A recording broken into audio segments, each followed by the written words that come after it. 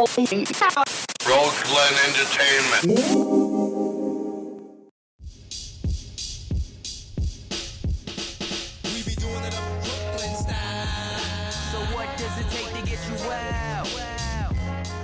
Influences, I would say my biggest influence is probably Jay-Z and Big L, Nas, Wu-Tang.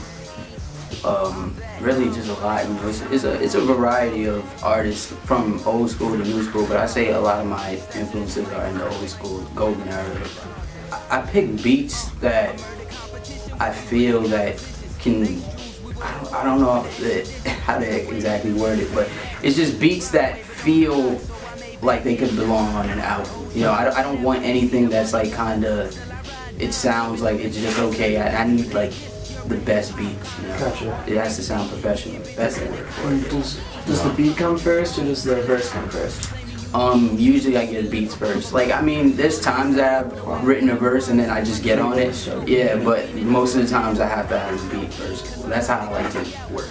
I freestyle just for fun. I'm not a very good freestyler. Okay. I'll admit that, but you know, I freestyle just with my boys, just for fun. I think it's a big part of your inspiration, or a big part of like creating hip hop. Freestyling? Yeah, definitely. Like, because I mean, I feel like when you get a beat, a lot of times, you know, you just freestyle either a melody or, you know, you just put some words together, and that's how the actual song comes together. So yeah, it's definitely a big part of hip hop. I think people that can freestyle really well, I actually admire it. It's really dope.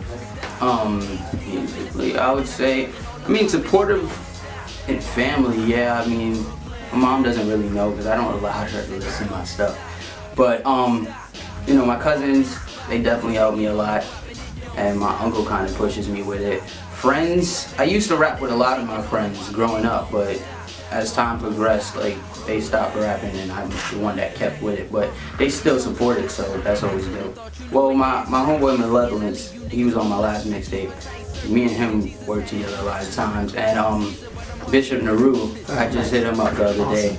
Like, we're planning on working on some tracks together, so that's pretty much it for rap. The next project right now is called Lab Rats. It could be called Stepping Into Tomorrow. I'm not really too sure what I'm gonna call it, but it's gonna drop late spring, early summer, so sometime in June, middle of June.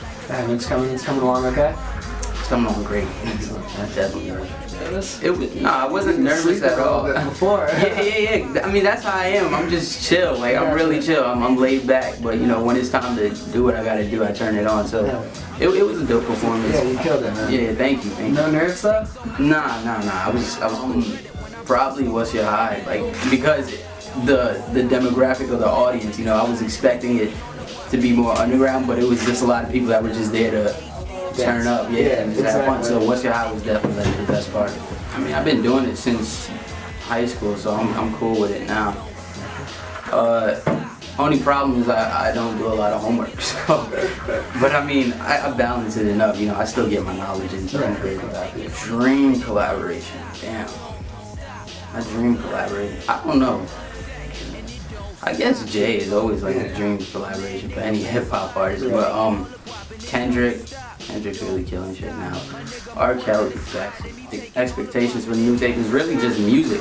You know, the music that I have now, it's a variety, just like how Since 9/4 was. There's always gonna be that raw shit on there, but then I still can bring it to the point where you can have something where the beat is a lot more mainstream, it sounds, you know, a lot more up-tempo, but if you listen to it, the lyrics are just like if it was over a raw beat. Like, no, it's not gonna be like the craziest of metaphors, but it's still to the point where a hip-hop head could listen to it and be like, you know what, I appreciate the fact that he took time with it, rather than just put words together just so it sounds cool. Summer, well, we're trying to get this tour together, so that'll be great. That's looking like August, so that'll be a really good thing to happen. And then otherwise, it's just like we're trying to get performances, just get out more, videos, all that.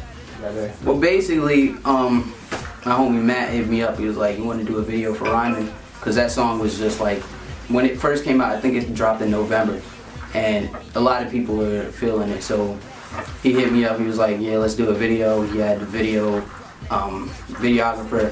So I came out here to Boston sometime in January, like late January, and and we shot the video in like 2 days. It was really successful. Was it your vision for it or Matt's vision or who? It was both of us. It was a collaborative effort. Excellent. Yeah, all of us really. The videographer Brendan and Matt and me. We all just had a good vision and we just made it happen. Yeah, it did way better than my other videos because I remember when I put out Wordplay. That was my first video, and it was like 3 weeks, and I was begging people like, "Yo, get it to 1,000, and then I'll give you the download. Get it to 1,000." That was after 3 weeks. So then 3 weeks of rhyming, we was at 10,000. So it seems a lot of people now, you know, they're coming to me, they're telling me, you know, keep doing what you're doing. It's a lot of love now, so it's great. Well, the French magazine was completely random. You know, they just messaged me on Facebook. They were like, "Hey, look, open the magazine," and there you are. So that was cool. Overseas, the love is crazy. Like, I feel like because my music is very lyrical, even though there is that mainstream, you know, feel to it, it's still lyrical. So overseas, they really appreciate lyrics, and they appreciate, you know, that boom bap sound, all of that. So they definitely show a lot of love, like compared to anybody that ever said anything about my music. They show a lot of love. So I was talking about the name of the tape might be Lab Rats. The Lab Rat, the meaning of it, the ground level meaning of it is the fact that I'm a lab rat because I stay in the lab, I work. Like you'll catch me in Brooklyn outside probably like 25% of the time. Like I stay home and I just work on what I gotta work on. Sometimes I might play a little Xbox, whatever the case may be, but I'm usually working. But Lab Rats, it's LABB, right? And that means learn and become better. Because I feel like no matter what you do, you're learning from it. Like you can be watching TV and you might learn, like you'll watch a reality show and this person will do that and be like, I never want to be that. You're learning something. You know, even though it's shallow, you're still learning something. So I feel like every time you do something, you're learning from it, and it's only good to learn something if you're going to make yourself a better person from it. You know what I'm saying? So that's what that means. And then the rat is receive and think, because I feel like, especially with this generation, a lot of people, they'll take things that are said for verbatim. Like they'll go on a blog or whatever and they'll say, Kanye's doing this, or Kanye this, that, and the third. Whatever the case may be, right?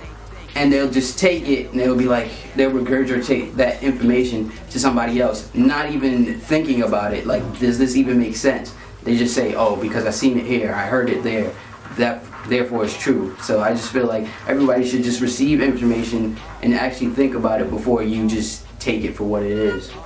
And yeah, that's what the lab rat means. Check. You see, I'm tired of the lies, so as you lie, I'ma tell it. Niggas worry about my clothes and never get to check the message. Grown folks, shut me out, cause they peep the adolescents, and the youth don't wanna hear it cause they far too apprehensive. Bitch, I'm ill with the pencil. Bust like Miss House in the music supermarket, and I try to never miss out. They don't get it, cause I'm far too extensive. I'm killing boom bapping on the 808s, I'm deadly. The double entendres got them feeling less calmer because I'm using less commas. You quick to judge, you get less honor. I hop up on the track, a nigga quick to destroy. I gotta stay focused, so fuck your diss track like decoys. Drug clientele, guess it only makes sense. Fuck quarter water, I'm trying to sip Cristal in South France. God sent me, the dog all MCs made in God's image, cause he flipped it when he made me a beast. A beast. I call the shots but never clutching on the heat. I'm from Brooklyn where it be dust on the bookings. Niggas stay in central booking, don't go show them that you shook. You might get your heart tooken. See, it's all about the power when you watch a nigga squirm. Look them niggas in their eyes when they rob, that's my word. I ain't trying to play tough, I'm too focused on the bucks. But if we gotta go to war, then you better lace up. It's HD in the intelligible world, and I'm the same here. So if you break it down, I'm the only thing that's real here. You weave when I come through, busting on that one suit. You heard I kill Mike, stuck on my bottom like gumshoe. I rep the lab rat, and I always kick ill shit. Had the map when I was 6, nigga Jigga stole my blueprint. Word. Alright, so shout out Cypher League. Thank you for the interview. Shout out Young Kings. Just shout out everybody that's been rocking with me this whole time. I appreciate it.